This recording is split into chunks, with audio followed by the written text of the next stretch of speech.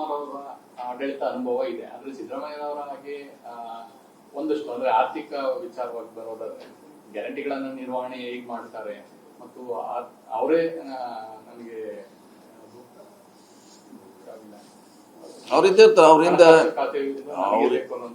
ಹಾಗಾಗಿ ಯಾಕೆ ಮ್ಯಾನೇಜ್ ಮಾಡ್ತಾರೆ ಇರ್ತಾರೆ. ಈಗೇನು ಈಗ ಅವ್ರು ನಡೆಸಿದ್ದನ್ನ ನಡೆಸ್ಬೇಕಷ್ಟೇ. ಈಗೇನು ಹೊಸದೇನು ಮಾಡ್ಬೇಕಿದೆ? ಈಗ ಆಲ್ರೆಡಿ ಅವ್ರು ನಡೆಸಿದ್ದಾರೆ 3 ವರ್ಷ 5 ವರ್ಷ 8 ವರ್ಷ ನಡೆಸಿದ ಇದೆಲ್ಲ ದಾಖಲೆ ಇದ್ದೇ ಇರ್ತೈತೆ, ಅದ್ರೊಂದು ಗೈಡ್ಲೈನ್ಸ್ ಇದ್ದೇ ಇರ್ತೈತೆ.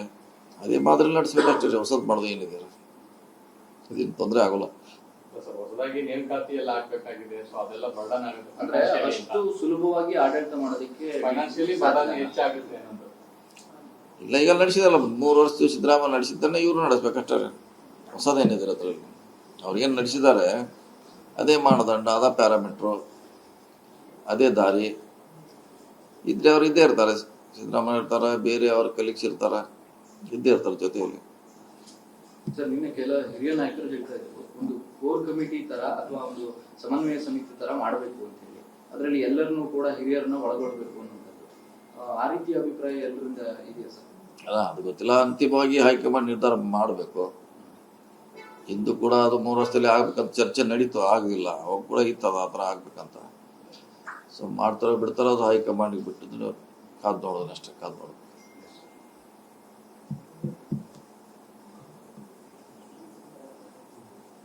ಸರ್, ಹೆಚ್ಚುವರಿ ಡಿಸಿಎಂ ಬಗ್ಗೆ ಏನಾದ್ರು ಕ್ಲಾರಿಟಿ ಬಂದಿಲ್ಲ? ಕ್ಲಾರಿಟಿ ಇಲ್ಲ ಇನ್ನು ಚಾಲೂ ಅಲ್ಲ. ಇವತ್ತಿಂದ ಮಂತ್ರಿಮಂಡಲ ಇನ್ನು ಸ್ಟಾರ್ಟ್. ಇವತ್ತಿಂದಾರೆ ಮಂತ್ರಿಮಂಡಲ DCM ಬೇಕು ಬೇಡೋ, ಒಟ್ಟರೆ ಅದಕ್ಕೆ ಲಾಭ ಆಗ್ತೈತೆ ನಷ್ಟ ಆಗ್ತೈತೆ ಪಕ್ಷದಲ್ಲಿ ಎಲ್ಲ ಚರ್ಚೆ ಮಾಡ್ತಾರೆ.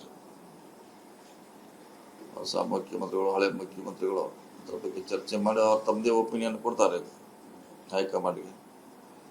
ಲಾಭ ಆಗೋಂಗಿದ್ರೆ ಮಾಡೋದು ಒಳ್ಳೇದು, ನಷ್ಟ ಆಗೋಂಗಿದ್ರೆ ಮಾಡಿ ಪ್ರಯೋಜನ ಇಲ್ಲ.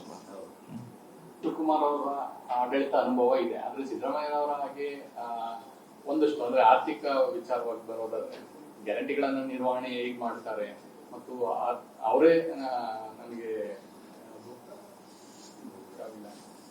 ಅವರಿದ್ದೇ ಇರ್ತಾರೆ, ಅವರಿಂದ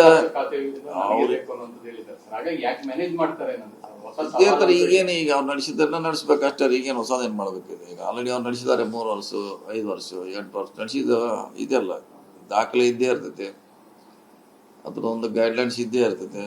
ಅದೇ ಮಾದರಿ ನಡೆಸ್ಬೇಕಷ್ಟೇ. ಹೊಸದ್ ಮಾಡೋದು ಏನಿದೆ ಅದೇನು ತೊಂದರೆ ಆಗೋಲ್ಲ.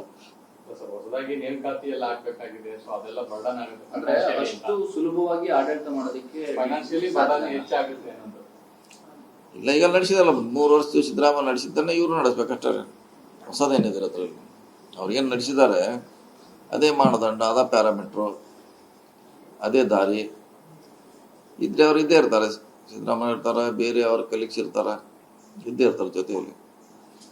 ಸರ್, ನಿನ್ನೆ ಕೆಲ ಹಿರಿಯ ನಾಯಕರು ಹೇಳ್ತಾ ಇದ್ರು ಒಂದು ಕೋರ್ ಕಮಿಟಿ ತರ ಅಥವಾ ಒಂದು ಸಮನ್ವಯ ಸಮಿತಿ ತರ ಮಾಡಬೇಕು ಅಂತ ಹೇಳಿ, ಅದರಲ್ಲಿ ಎಲ್ಲರನ್ನೂ ಕೂಡ ಹಿರಿಯರನ್ನ ಒಳಗೊಳ್ಳಬೇಕು ಅನ್ನೋದು ಆ ರೀತಿಯ ಅಭಿಪ್ರಾಯ ಎಲ್ಲರಿಂದ ಇದೆಯಾ ಸರ್?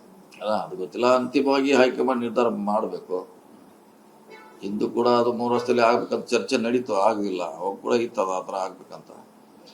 ಸೊ ಮಾಡ್ತಾರೋ ಬಿಡ್ತಾರೋ ಅದು ಹೈಕಮಾಂಡ್ಗೆ ಬಿಟ್ಟಿದ್ದು, ಕಾದು ನೋಡೋದಷ್ಟೇ, ಕಾದು ನೋಡೋದು.